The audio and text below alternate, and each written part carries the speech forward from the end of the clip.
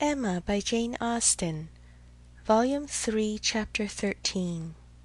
The weather continued much the same all the following morning, and the same loneliness and the same melancholy seemed to reign at Hartfield.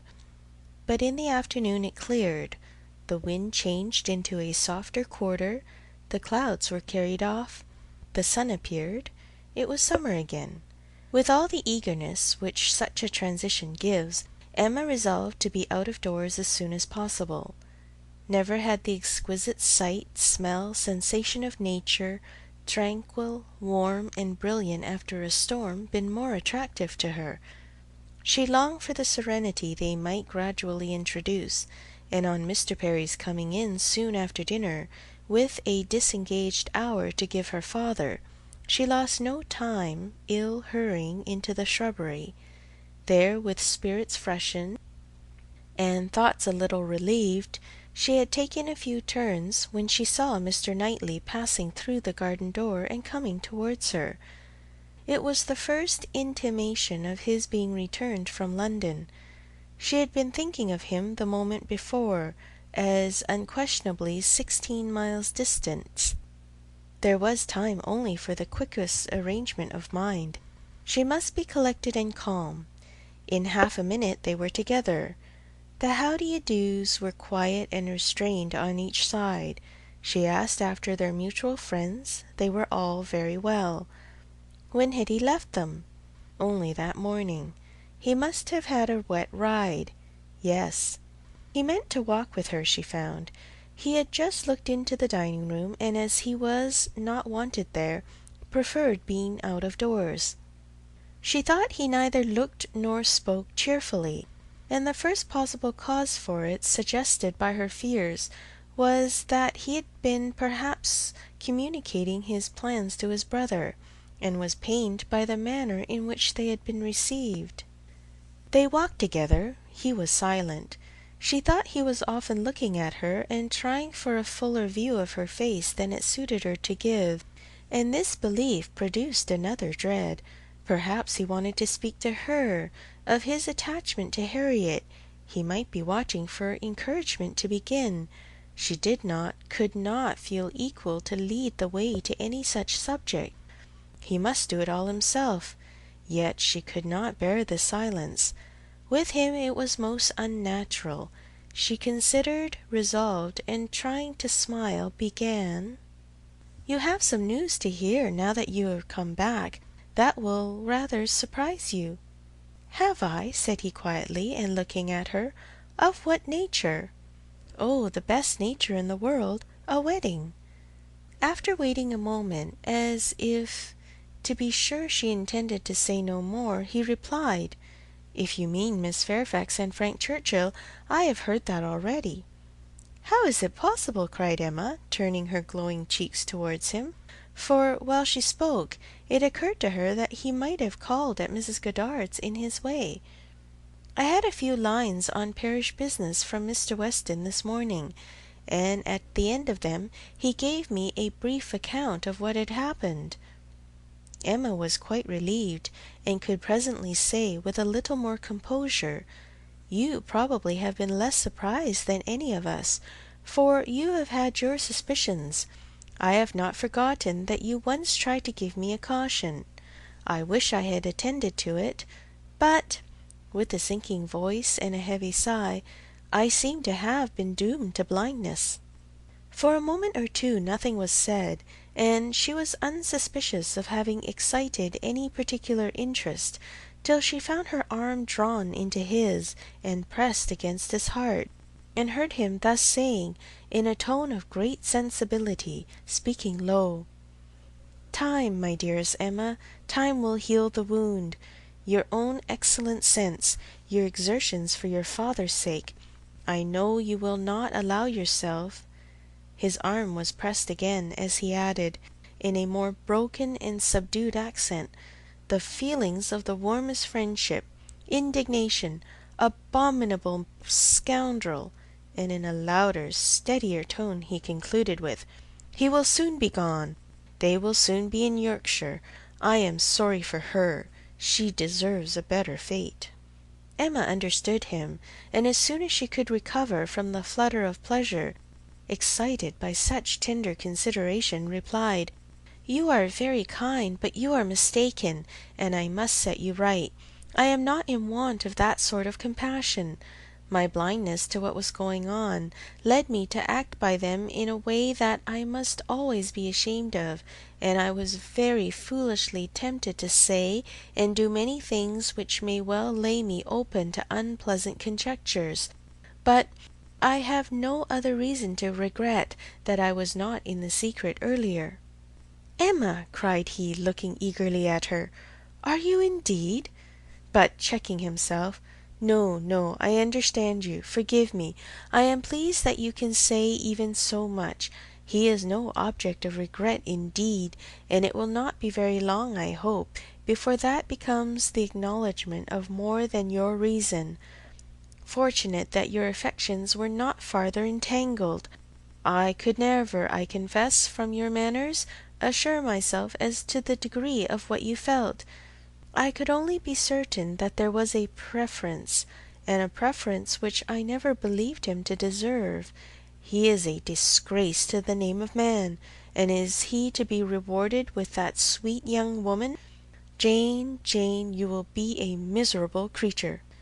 "Mr. Knightley," said Emma, trying to be lively, but really confused, "I am in a very extraordinary situation. I cannot let you continue in your error, and yet, perhaps, since my manners gave such an impression, I have as much reason to be ashamed of confessing that I never have been at all attached to the person we are speaking of, as it might be natural for a woman to feel in confessing exactly the reverse. But I never have." He listened in perfect silence. She wished him to speak, but he would not. She supposed she must say more before she were entitled to his clemency, but it was a hard case to be obliged still to lower herself in his opinion. She went on, however. "I have very little to say for my own conduct. I was tempted by his attentions, and allowed myself to appear pleased. An old story probably, a common case, and no more than has happened to hundreds of my sex before, and yet it may not be the more excusable in one who sets up as I do for understanding. Many circumstances assisted the temptation. He was the son of Mr. Weston. He was continually here. I always found him very pleasant, and in short, for," with a sigh, "let me swell out the causes ever so ingeniously, they all centre in this at last. My vanity was flattered, and I allowed his attentions. Latterly, however, for some time indeed, I have had no idea of their meaning anything. I thought them a habit, a trick, nothing that called for seriousness on my side. He was imposed on me, but he has not injured me. I have never been attached to him, and now I can tolerably comprehend his behaviour. He never wished to attach me. It was merely a blind to conceal his real situation with another. It was his object to blind all about him, and no one, I am sure, could be more effectually blinded than myself, except that I was not blinded, that it was my good fortune, that, in short, I was somehow or other safe from him." She hoped for an answer here, for a few words to say that her conduct was at least intelligible, but he was silent, and as far as she could judge, deep in thought. At last, and tolerably in his usual tone, he said, "I never had a high opinion of Frank Churchill. I can suppose, however, that I may have underrated him. My acquaintance with him has been but trifling, and even if I have not underrated him hitherto, he may yet turn out well. With such a woman he has a chance. I have no motive for wishing him ill, and for her sake, whose happiness will be involved in his good character and conduct, I shall certainly wish him well." "I have no doubt of their being happy together," said Emma. "I believe them to be very mutually and very sincerely attached." "He is a most fortunate man," returned Mr. Knightley with energy. "So early in his life, at 23, a period when, if a man chooses a wife, he generally chooses ill. At 3 and 20, to have drawn such a prize, what years of felicity that man, in all human calculation, has before him! Assured of the love of such a woman, the disinterested love, for Jane Fairfax's character vouches for her disinterestedness, everything in his favour, equality of situation, I mean as far as regards society, and all the habits and manners that are important, equally in every point but one, and that one, since the purity of her heart is not to be doubted, such as must increase his felicity, for it will be his to bestow the only advantages she wants. A man would always wish to give a woman a better home than the one he takes her from, and he who can do it, where there is no doubt of her regard, must, I think, be the happiest of mortals. Frank Churchill is indeed the favourite of fortune. Everything turns out for his good. He meets with a young woman at a watering place, gains her affection, cannot even weary her by negligent treatment, and had he and all his family sought round the world for a perfect wife for him, they could not have found her superior.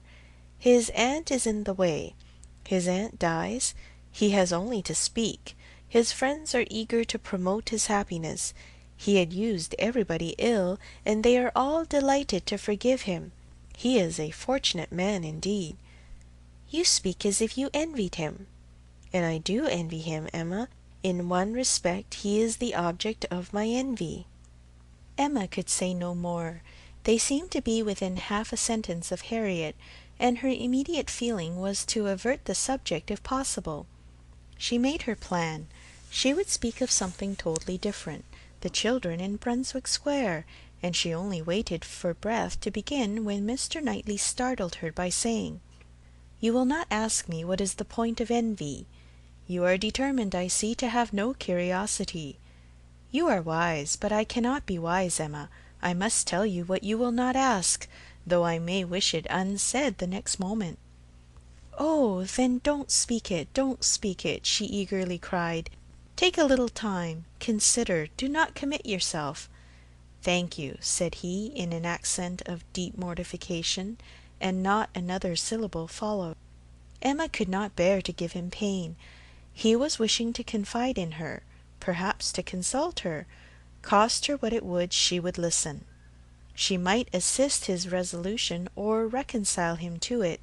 She might give just praise to Harriet, or, by representing to him his own independence, relieve him from that state of indecision which must be more intolerable than any alternative to such a mind as his. They had reached the house. "You are going in, I suppose?" said he. "No," replied Emma, quite confirmed by the depressed manner in which he still spoke. "I should like to take another turn. Mr. Perry is not gone." And after proceeding a few steps, she added, "I stopped you ungraciously just now, Mr. Knightley, and, I am afraid, gave you pain. But if you have any wish to speak openly to me as a friend, or to ask my opinion of anything that you may have in contemplation, as a friend indeed, you may command me. I will hear whatever you like. I will tell you exactly what I think." "As a friend," repeated Mr. Knightley. "Emma, that I fear is a word. No, I have no wish. Stay, yes, why should I hesitate? I have gone too far already for concealment. Emma, I accept your offer. Extraordinary as it may seem, I accept it, and refer myself to you as a friend. Tell me, then, have I no chance of ever succeeding?" He stopped in his earnestness to look the question, and the expression of his eyes overpowered her. "My dearest Emma," said he, "for dearest you will always be, whatever the event of this hour's conversation, my dearest, most beloved Emma, tell me at once. Say no, if it is to be said." She could say nothing. "You are silent," he cried with great animation, "absolutely silent. At present I ask no more." Emma was almost ready to sink under the agitation of this moment. The dread of being awakened from the happiest dream was perhaps the most prominent feeling. "I cannot make speeches, Emma," he soon resumed, and in a tone of such sincere, decided, intelligible tenderness as was tolerably convincing. "If I loved you less, I might be able to talk about it more. But you know what I am. You hear nothing but truth from me. I have blamed you and lectured you, and you have borne it as no other woman in England would have borne it. Bear with the truths I would tell you now, dearest Emma, as well as you have borne with them. The manner, perhaps, may have as little to recommend them. God knows I have been a very indifferent lover, but you understand me. Yes, you see, you understand my feelings, and will return them if you can. At present, I only ask to hear your voice, once to hear your voice." While he spoke, Emma's mind was most busy, and with all the wonderful velocity of thought had been able, and yet without losing a word, to catch and comprehend the exact truth of the whole, to see that Harriet's hopes had been entirely groundless, a mistake, a delusion, as complete a delusion as any of her own, that Harriet was nothing, that she was everything herself, that what she had been saying relative to Harriet had been all taken as the language of her own feelings, and that her agitation, her doubts, her reluctance, her discouragement had been all received as discouragement from herself. And not only was there time for these convictions, with all their glow of attendant happiness, there was time also to rejoice that Harriet's secret had not escaped her, and to resolve that it need not and should not. It was all the service she could now render her poor friend, for as to any of that heroism of sentiment which might have prompted her to entreat him to transfer his affection from herself to Harriet, as infinitely the most worthy of the two, or even the more simple sublimity of resolving to refuse him, at once and for ever, without vouchsafing any motive, because he could not marry them both, Emma had it not. She felt for Harriet, with pain and with contrition, but no flight of generosity run mad, opposing all that could be probable or reasonable, entered her brain. She had led her friend astray, and it would be a reproach to her for ever, but her judgment was as strong as her feelings, and as strong as it had ever been before, in reprobating any such alliance for him as most unequal and degrading. Her way was clear, though not quite smooth. She spoke then on being so entreated. What did she say? Just what she ought, of course. A lady always does. She said enough to show there need not be despair, and to invite him to say more himself. He had despaired at one period. He had received such an injunction to caution and silence as for the time crushed every hope. She had begun by refusing to hear him. The change had perhaps been somewhat sudden. Her proposal of taking another turn, her renewing the conversation which she had just put an end to, might be a little extraordinary. She felt its inconsistency, but Mr. Knightley was so obliging as to put up with it, and seek no farther explanation. Seldom, very seldom, does complete truth belong to any human disclosure. Seldom can it happen that something is not a little disguised, or a little mistaken. But where, as in this case, though the conduct is mistaken, the feelings are not, it may not be very material. Mr. Knightley could not impute to Emma a more relenting heart than she possessed, or a heart more disposed to accept of his. He had, in fact, been wholly unsuspicious of his own influence. He had followed her into the shrubbery with no idea of trying it. He had come in his anxiety to see how she bore Frank Churchill's engagement, with no selfish view, no view at all but of endeavouring, if she allowed him an opening, to soothe or to counsel her. The rest had been the work of the moment. the immediate effect of what he heard on his feelings, the delightful assurance of her total indifference towards Frank Churchill, of her having a heart completely disengaged from him, had given birth to the hope that in time he might gain her affection himself. But it had all been no present hope. He had only in the momentary conquest of eagerness over judgment aspired to be told that she did not forbid his attempt to attach her. The superior hopes which gradually opened were so much the more enchanting. The affection which he had been asking to be allowed to create, if he could, was already his. Within half an hour he had passed from a thoroughly distressed state of mind to something so like perfect happiness that it could bear no other name. Her change was equal. This 1/2 hour had given to each the same precious certainty of being loved, had cleared from each the same degree of ignorance, jealousy, or distrust.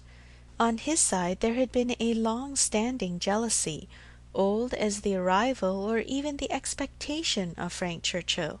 He had been in love with Emma and jealous of Frank Churchill from about the same period, one sentiment having probably enlightened him as to the other. It was his jealousy of Frank Churchill that had taken him from the country. The Box Hill party had decided him on going away. He would save himself from witnessing again such permitted, encouraged attentions. He had gone to learn to be indifferent. But he had gone to a wrong place. There was too much domestic happiness in his brother's house. Woman wore too amiable a form in it. Isabella was too much like Emma, differing only in those striking inferiorities which always brought the other in brilliancy before him, for much to have been done, even had his time been longer. He had stayed on, however, vigorously day after day, till this very morning's post had conveyed the history of Jane Fairfax. Then, with a gladness which must be felt, nay, which he did not scruple to feel, having never believed Frank Churchill to be at all deserving Emma, was there so much fond solicitude, so much keen anxiety for her, that he could stay no longer. He had ridden home through the rain, and had walked up directly after dinner to see how his sweetest and best of all creatures, faultless in spite of all her faults, bore the discovery. He had found her agitated and low. Frank Churchill was a villain. He heard her declaring that she had never loved him. Frank Churchill's character was not desperate. She was his own Emma, by hand and word, when they returned into the house, and if he could have thought of Frank Churchill then, he might have deemed him a very good sort of fellow. End of Volume 3, Chapter 13.